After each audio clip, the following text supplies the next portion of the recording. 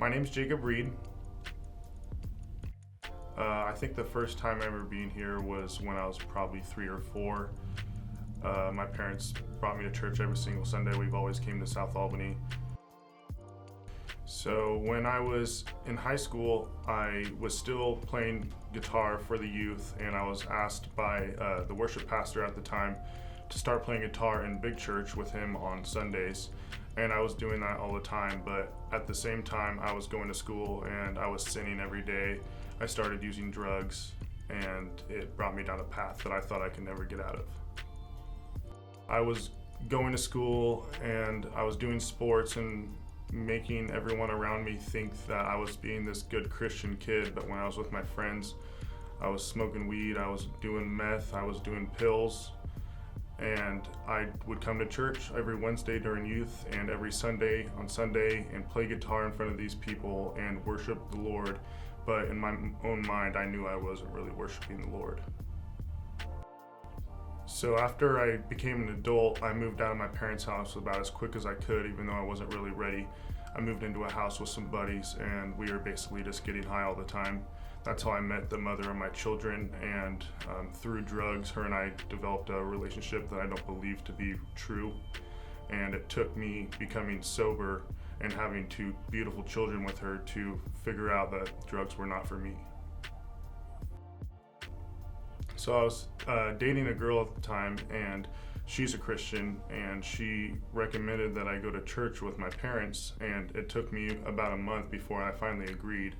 And the first time I came to church in probably 2 or 3 years, my dad passed out and his heart stopped beating.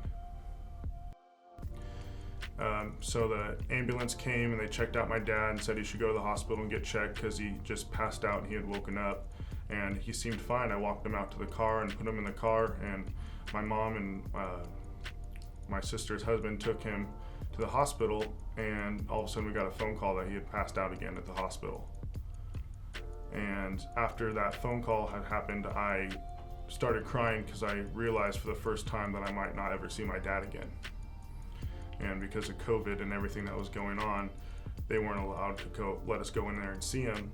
And so I was stuck at home, and I felt like I was helpless. And I felt God put his hands on my shoulders and tell me, this is why you put your faith in me and not other things that make you satisfied in life.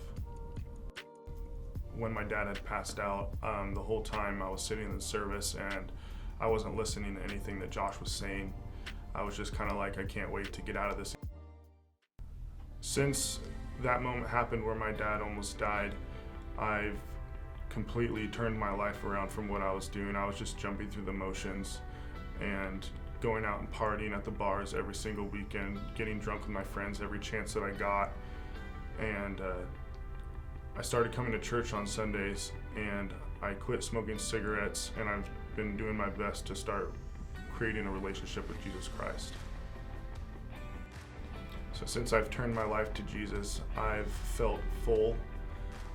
I've always been trying to escape reality and do things that make me happy, and it definitely feels like there's never been happiness like this in my life.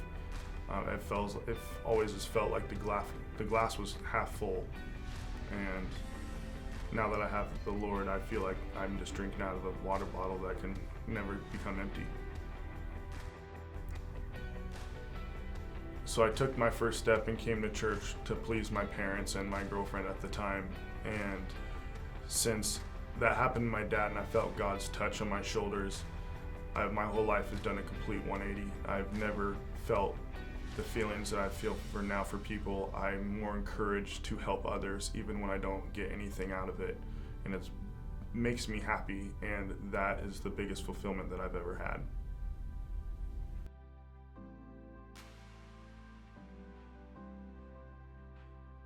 I want to be baptized because I want to tell the world that no matter what, there's always a way that you can come back. No matter how deep in sin that you get, there's always a way to come back. And I'm showing my friends at work that aren't Christians, that don't believe in God, and they are seeing the changes in my life and the happiness that I have. And I think some of them are starting to believe that it's true. It makes me so happy to think that the same God that has touched me on my shoulders is helping everyone around the world, even if they don't see it or want to believe it. He's here for you just like he's here for me.